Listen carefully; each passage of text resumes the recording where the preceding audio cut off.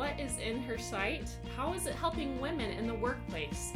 Why do employers need ongoing employee feedback? Find out in this episode with Ursula Mead, co-founder and CEO of InHerSight. Hey there, I'm Krista Vance, entrepreneur and operations leader. And I'm Matt Vance, award-winning author and social innovation researcher. We're your hosts of the Culture Profit Podcast. Your place for purposeful company culture strategy.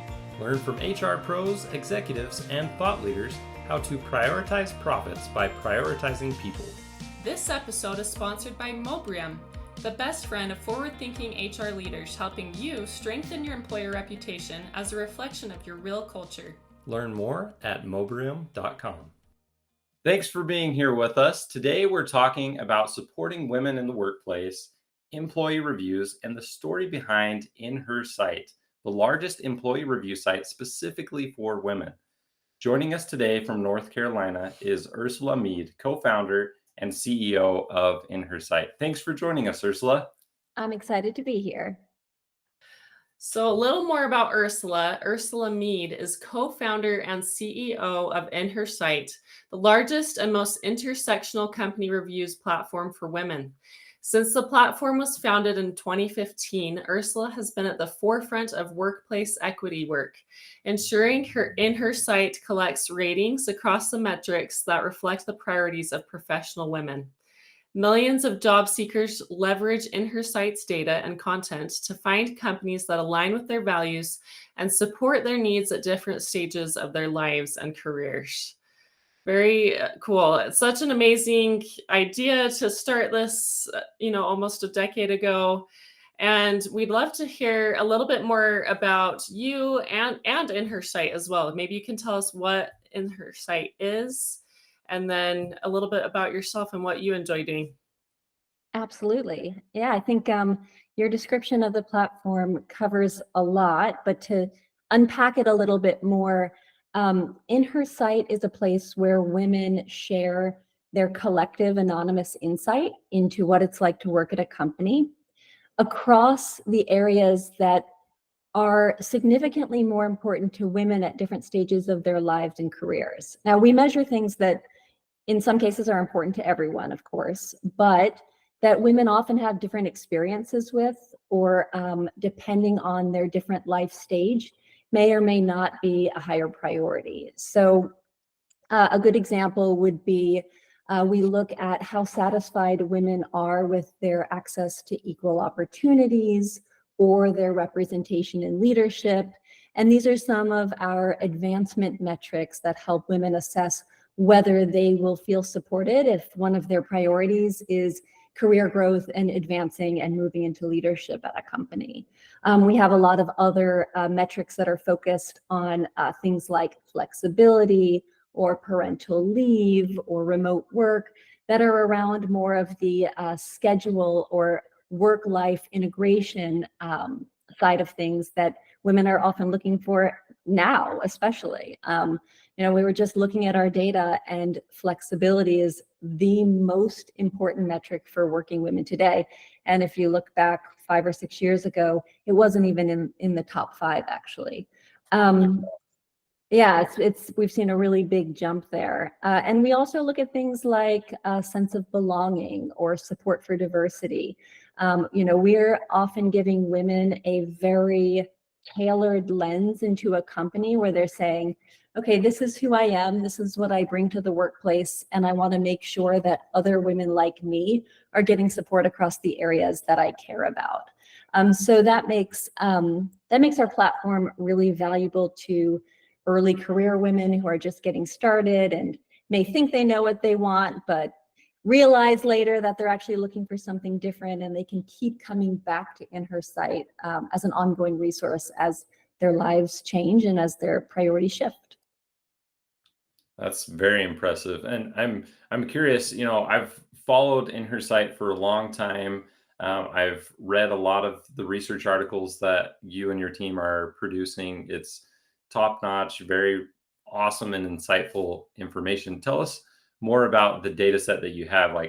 How many employees are looking at InHerSight every month? How many company profiles are there Give us a little bit more context for someone who's never heard of InHerSight. Sure. Yeah. So Krista mentioned that we're the largest and most intersectional database of women-rated companies. Today, we have data for hundreds of thousands of employers in the U.S. This is, this is really our focus, is looking at employers in the U.S. because the metrics and the gender equity work that needs to be done is really different sort of by geographic location. So we specialize in companies with offices or headquarters here. So we have data for hundreds of thousands of companies. That data can be anywhere from an early scorecard where it just has ratings from 1 or 2 employees who are sharing their insights, to ratings from thousands of employees who have been coming to InHerSight over the years and sharing their insights about how things are changing and how things are staying the same. We are industry agnostic, so we have data across all different industries. But from a job seeker perspective, I'd say some of our richest data is in the industries where women have been more focused on finding the right support for longer, where the conversation about workplace support has been louder. So for example, we have a lot of depth in tech companies and from women working in tech, because women in tech have been in the spotlight for a long time as an in-demand talent segment that companies are competing for, but also an underserved talent segment where women are often the only one in an organization and need to make sure they're doing their homework about a company before they get there. We also have a lot of depth in industries like finance and in media, also areas that are often in the news or in the spotlight on these topics. But interestingly, right now, where we're seeing a lot of adoption is in traditionally male-dominated industries that are growing really fast. So these are industries like construction and manufacturing and transportation, where there's really high demand for specialized workers or drivers, or roles where we're just seeing a lot of growth in demand versus tech, which we're seeing less competition and pressure for at the moment. Interesting. That's very interesting. And so I'm guessing before starting this company, you had an experience or something that kind of made you feel passionate about this. Or, I mean, you're a woman, obviously. So tell us a little bit about, what led you to starting InHerSight. Yeah. Yes, obviously, my own experiences as a woman have certainly informed my perspective on this and my passion for it. Although interestingly, I did found the company with 2 male co-founders who are also passionate about the gender equity space, and they understand that Great. Yeah. it takes all of us. But there wasn't really what I'd call the aha moment where I said, "Oh, this is what I need to be doing." It was more of a time of my life where I was a relatively new mom, and at home I had a baby girl, and at work I was working in a male-dominated industry. And this was about a decade ago when there were very early conversations popping up about support for women at work. And I think it's really hard sometimes today to realize or to appreciate that 10 years ago, these conversations were not happening very often. We were in essentially a lull in terms of attention to women in the workplace. And we started to have around 2014, 2015, like these emerging new voices and conversations that were saying, hey, women aren't supported at work in the way that they need to be supported. We need to be accelerating this. We need to be working on this. And because of my own work and life situation, I was just tuned into that conversation. I became really interested in it. In fact, it was really predating some of the louder voices. This was more around 2013 when I started to hear just bits and pieces of experiences and data where I was saying, there's something happening here. Women are a growing percent of the workforce. We were about half of the workforce in talent pool. There's all of this research coming out that shows that women improve business performance. And at the same time, women are chronically undersupported when it comes to advancement opportunities, when it comes to family growth support, when it comes to safety and security, which we later started to look at with the Me Too movement.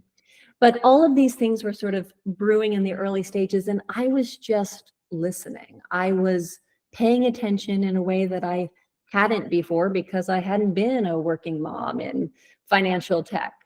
And the thing that really stood out to me was that the tools that we were using to make progress for women in the workplace were really outdated, and they seemed really ineffective because at the time we were hundreds of years away from gender equality on certain fronts. I was like, all right, we're working on this. We are still in some cases decades or centuries away from equity. We're not doing something right. There's something that's a mismatch here. And so I started to think about, what would a solution that's more modern and more effective look like? What are the new tools that we can harness to try to create change for working women, which is really core to our mission, but also make this a really valuable experience and product for companies who all benefit from actually supporting the women who work for them and having a happy gender diverse workforce. And so it was really the product of a lot of listening, reading, engaging with other women, digging into the data, assessing the landscape. We had people pushing for policy change. We had people talking about lean in circles. We had nonprofits that were, sort of working at different areas of this, but really there was no one using modern data, tech, and transparency tools. And that was the gap that we saw. And we said, this is a place where we could really add a lot of value. And I love what you said, transparency, because I think that's the driver for change. What you did is you gave a voice to, both men and women to be able to share what they see is going well and what things they see are, not there yet. And it's those things and hearing, being a good listener, hearing those experiences that people have had to drive the change that needs to happen. Yeah, and people are often saying like, oh, this is like Glassdoor for women. And we get that because we're both in the workplace realm. But really, when I was envisioning it, I was actually thinking a little bit more of like a TripAdvisor or a Yelp at the time, in the sense that these were platforms that really helped consumers find what they were looking for and improve what they get from those providers. The metrics and the data you capture determine whether or not you're going to be successful in that, right? Because if we're asking questions and we're providing transparency into things that companies can't do anything about, then no change can happen, no progress can be made. So we really wanted to bring something that was focused on change and on creating this feedback mechanism that both women can use, but also companies can use to get to a better place together. So when we started out, we said, all right, well, we could measure lots of things about a company. What is going to make a difference? And we settled on metrics that were at the intersection of what women are looking for and what companies can control and make progress on. And everything we do is really deliberately with that goal in mind, to make this a place where we're collecting information that can be acted on. Sometimes you'll see a rating like, how satisfied are you with the company's mission? And some companies have better missions than others, but companies can't necessarily change that. If you make widgets, you make widgets, and that's just what you do. Or how satisfied are you, or how happy are you with the CEO? That can provide a lot of perspective, but for us, it doesn't translate into actionable enough information. So we're always looking for that intersection, because this then creates a tool where people don't even realize they're part of the change. So when you're using Yelp or you're using TripAdvisor, I don't know if anyone uses either of those anymore, to be honest, but when you're using something like that, it's so valuable to you as a consumer to be able to see this insight and see this data. You don't even realize that by making decisions using that data, you're encouraging the whole other side of that platform to change how they're operating. You may even put them out of business if enough people make the decision not to use that, not to go to that company, not to go to that restaurant, not to use that hotel or a hospitality provider. And that was really what we wanted to try to apply to our space in gender equity, because as 50% of the workforce, when women are making decisions with this data, they're incredibly powerful. So we just had to find a way to get those insights into their hands. That's amazing. So a couple of follow-up questions. You've got close to a decade of data now since the launch of InHerSight in 2015. Are there any rating categories that you're collecting data for now that you weren't a few years ago? Like, what are some of those newer things that you've added that you've seen have positive action potential? Yeah, that's a great question. We do think it's very important to evolve the data set as different needs emerge. And that's another thing that we see as valuable, because a lot of times people will come out with their profile or what they track and stick with it. But the needs in the environment are constantly changing. So I mentioned the Me Too movement in 2017. That was really a big focal point. And we had to think really hard about how do we play a role in the movement, and how do we actually help women understand the safety of an organization in a way that makes sense in the long run, because this data lasts for a long time. So we added a metric then called employer responsiveness, where we're not asking women, have you been sexually harassed at this organization? Because the yes or no answer to that, especially over time, may or may not have any real relevance to a new woman evaluating that company, depending on how that was resolved, or if the same thing would happen to them. So our employer responsiveness metric asks women how satisfied they are with how a company responds when issues like safety and harassment are escalated, because you need to have comfort in the response of the organization. That's going to be the thing that's going to determine your experience more than whether someone else experienced something at any given point in time. You need to know what the response will be. So that's an example of a metric that came out of a change or a need that we decided to add to our platform that made sense within the framework of what we do. We also added a sense of belonging metric in 2020. This came out of a lot of focus groups that we did, and that one was specifically from the women of color we were working with and doing a lot of focus groups with, and that had a lot to do with feeling like you could bring your whole self to work. And that's been a really important metric for us to watch. There's one that I want to mention that isn't new, but I think deserves sort of a new look. And that's the learning opportunities and learning and development opportunities.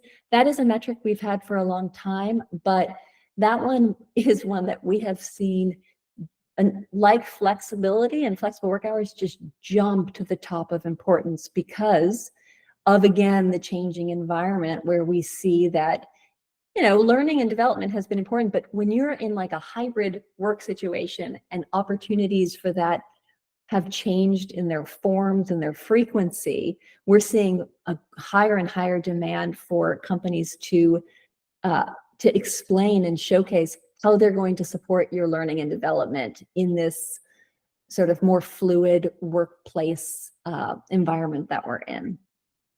There's actually another metric too, which is was a post-COVID how satisfied are you with your remote work opportunities post-COVID, where we had to split that metric because so much changed, of course, when companies took a lot of their workforce remote?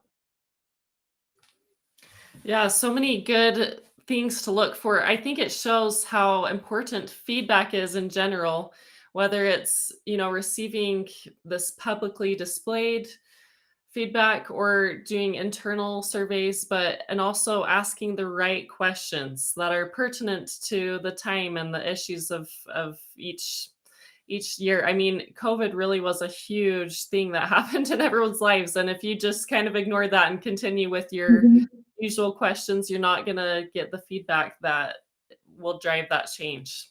And this data and those insights, something else that I think a lot of companies miss about this is that um, when you're on a broad platform like that's not really focused on a particular segment of your workforce, there is a lot that you have to, there are a lot of choices that you have to make. What are we going to talk about when it comes to our employee value proposition? What are we going to focus on? Because you can only tell job seekers so much. When you come to a platform like ours that is focused on a narrower segment, the conversations that an employer is having with our audience, those are very different than they would be if you're talking to job seekers as a whole, because women have these different priorities and needs. And something that we really leverage our data for is understanding what is the talent segment that a company is trying to resonate with, and then telling them, this is what's different about this segment's priorities. These are the actual benefits that are important to them or significantly more important to them. Are you trying to really resonate with women in tech? Because women in tech, or specifically software engineers, they prioritize things, prioritize a lot of our metrics differently than other groups. Or women in consulting or investment banking, very different cultural aspects that they care about and they rank as important to them. So we can really help the conversation and the connection between an employer and an employee become more meaningful using all this data that we have. Well, that's incredible, and honestly, I love what you're saying about finding that connection. And to me, it's kind of extending that idea. It's finding alignment, right? Like you have a job Yeah. seeker, they're looking to find that an employer aligns with the things that they care about. And I've seen this many different times where a best place to work still gets negative reviews, and a company with really low scores still gets 5-star reviews. It's not so absolute that a company is all good or all bad, or you're going to have an exceptional experience here and a horrible experience here, because different people value different things. And Yeah. maybe it's the flexibility, maybe it's the work from home, there's so many different things. And so going to a platform like InHerSight as a job seeker, one thing I love is that you can actually provide InHerSight some of the things you care about, and the platform helps guide you to companies that are more likely to be aligned with what you individually value, which I think is just remarkable. But one question I specifically wanted to ask you, Ursula, about InHerSight is, what would you tell an HR manager, a CHRO, even a marketing director, someone who's just discovering InHerSight for the first time? Why should they be involved in the platform, and how do they do that? So Matt, I actually think you are a perfect person to answer that question. What I would say is probably echoing a lot of what you would say in terms of why they should value this feedback, why they should engage with a platform like ours. The simple story is that job seekers do their homework, and there are lots of ways to do your homework, and our site is one of them. And the it is increasingly important for companies to think about job seekers' experience doing their homework, not just on one given platform or not just on their own careers page, but all of these different sources of information, especially the ones that become, in cases like ours, large enough to be a go-to resource for working women. So there's the basic benefit of reputation management and making sure that you understand what your employees are saying and what kind of impact that can have on your, not just prospective employees, but also the employees working within the organization. But then there's also that piece of embracing feedback as a tool to help you get better. And our data, I'd say above all other platforms, is more balanced and useful in that way. And it's just a great tool, even if you're not going to manage your profile, and respond to comments. Having the conversation about what's on our pages, why it's on our pages, is going to lead to richer, better decision making when it comes to benefits conversations or how to structure employee resource groups and things like that. And I don't think any company ever gets to a point where they can just say, I think we've made it. We don't need to worry anymore about, what people are saying or how they're feeling. Like that's never going to happen, because people change and employees come and go. You get new employees, and the circumstances in the world change too. And you're bringing up something that we talk to the women in our network about quite a bit, which is that sometimes the companies that may have lower scores on our site, but that are just really starting to focus on this area, are some of the best places to join. So if you're looking at a company that is early in its journey, but very committed and really wanting to understand and figure out how to support, promote, hire women, this is a really exciting time to join that organization. On the other hand, you can see companies that sort of feel like they've checked all the boxes. They think they've got it figured out. They've decided, okay, things look good here, and they slow their work on these issues, and they stop listening, and they decide we're going to just go with what we have and let it stay that way as long as possible. Those are the worst companies to be joining, because the investment, the energy isn't there, and it's not going to have that same momentum that is important for, especially for women who want to see and feel support from an organization. That's one thing we stress to our clients, is that you want that ongoing feedback, and obviously to have a growth mindset of always being ready and willing to change based on the feedback that you get.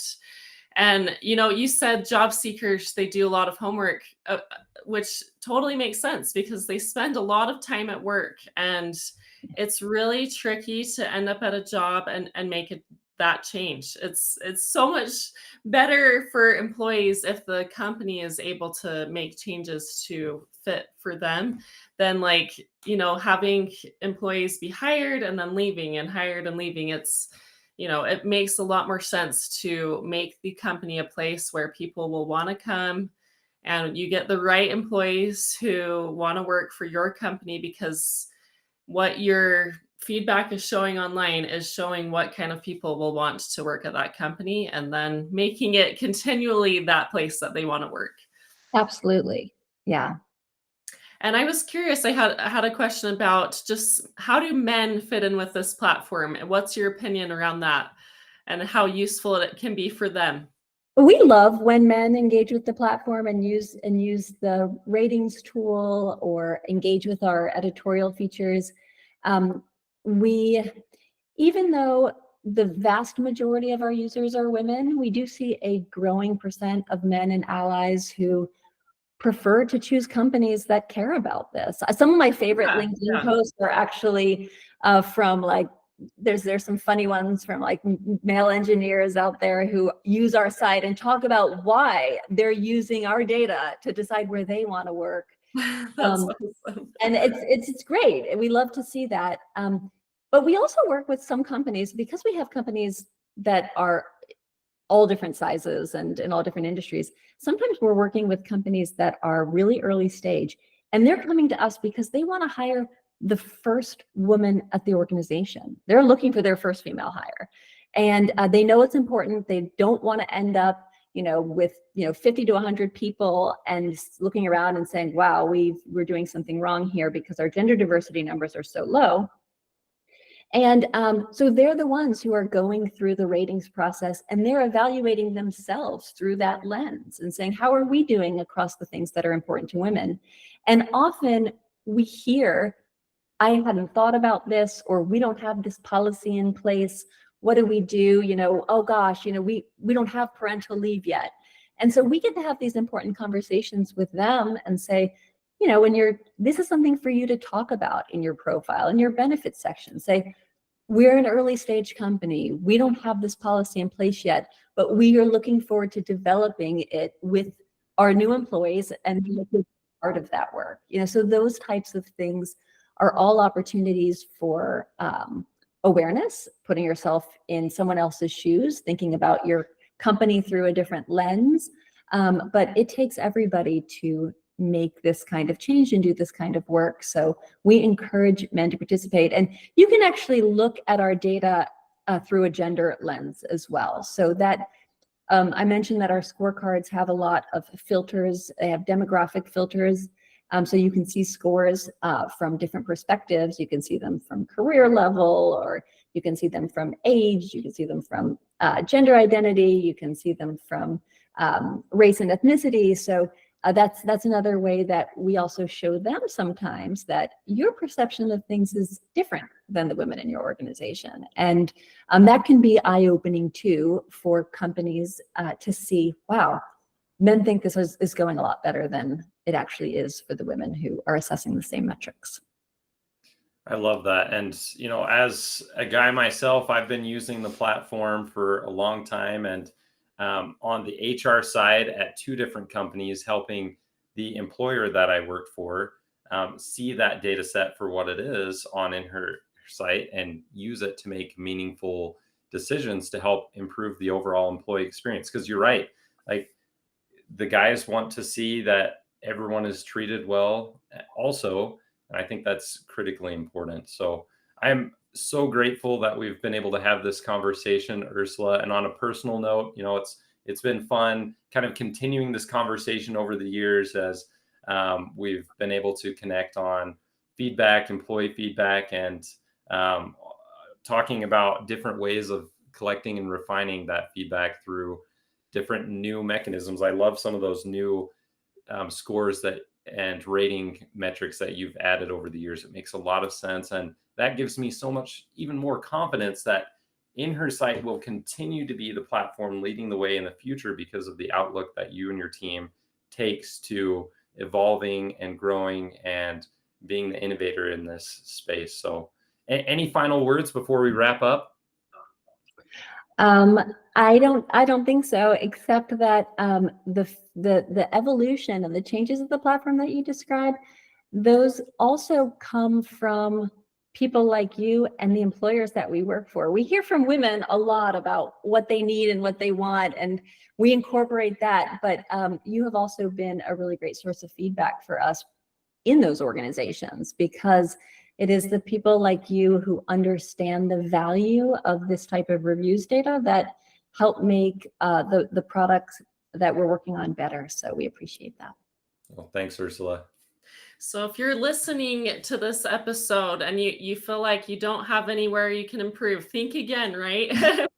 We all need to be constantly taking that feedback and over and over again and improving and using it to help our companies and the employees just feel that unity, feel the sense of belonging that you were mentioning, and get those things that they value and be able to input the work that they want, that they can do, the best that they can do as well. So thank you so much for all your thoughts today, and just so much, so many good things. We really appreciate it. And for those who are listening to this episode, please subscribe and leave us your feedback as well, because we want to continually improve and Yeah, anything else you want to add, Matt? Yep, we want more reviews of the podcast, so help us know how we can be better. Thanks, everyone. Thanks, Ursula. Thanks. Thanks for tuning in to the Culture Profit Podcast and for being a part of our journey to prove that putting people first is best for business. Today's episode was sponsored by Mobrium. Want to get more employee reviews and streamline your employer reputation? Visit mobrium.com. Now go find one way to prioritize your people and watch your profits grow.